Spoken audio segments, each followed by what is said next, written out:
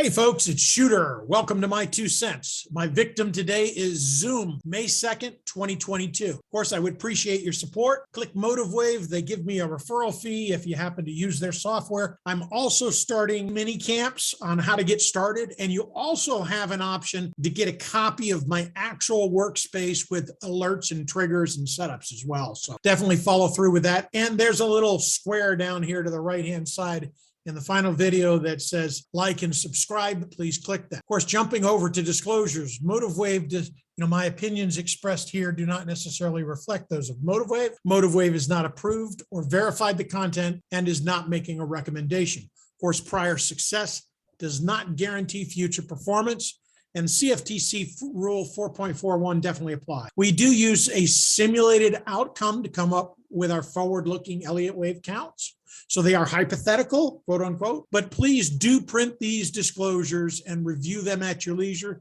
so you do understand your risk. Looking at Zoom, my question is, do we have a bottom here? First thing I notice is where are the trend lines? Where was our prior support that should have held, but it didn't? Next thing I want to look at is what are my Bollinger Bands doing? Or actually, that's the Keltner channel. And do we have a primary wave setup here? Now, that's sort of my back the truck up moment there at 45. So in an expansion, we'd be looking for a push maybe to 418. Look at the internal fibs from that breakdown from leg one. Throw the Bollinger Bands up there, throwing up the P&L tree. Not a bad risk reward here. Assume we entered back in a little bit lower. Run your stop down to your prior low. T1 target would be the first breakout, around 164. T2 would be 50% of the move or the back test. I mean, you could push it up here to your one, but I don't see any reason why you would need to. Just go to your off number. So say T3 is at 360. I mean, that's a heck of a move if you catch that whole thing. We just lighten this up so we can see behind it. So maybe risk $10. You could sell a 90 put, maybe even a 75 put.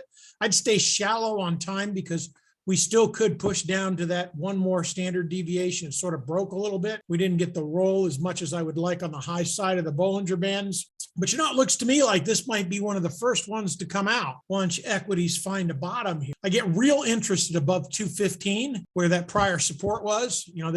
These 2 points, basically I measured these 2 points and just extended it out. It was an important spot. This is something else that I've learned over time in my study of Elliott wave, is that you can take this upper channel from the breakout. And, obviously no matter what, if you were long, you should have been out here at 321. But ultimately, I'd be interested in looking at a breakout above 337 for a breakout of this C here. I mean, we got a lot of work before we get up to that point, but that 406, potentially has a breakout to the upside. But I like the way that looks right here. I don't see that much downside. I just don't see that base coming back to that low. Just with the number of channel subscribers we had here pre-COVID, the number of subscribers we have here post-COVID, I think it's more likely to build a base as far as creating more channel. Look at this. I'm doing this Zoom video on here, and how many other subscribers are doing the same thing as well? And to be honest with you, none of the other apps work as well. So that's my 2 cents. Great trading, folks. Until next time.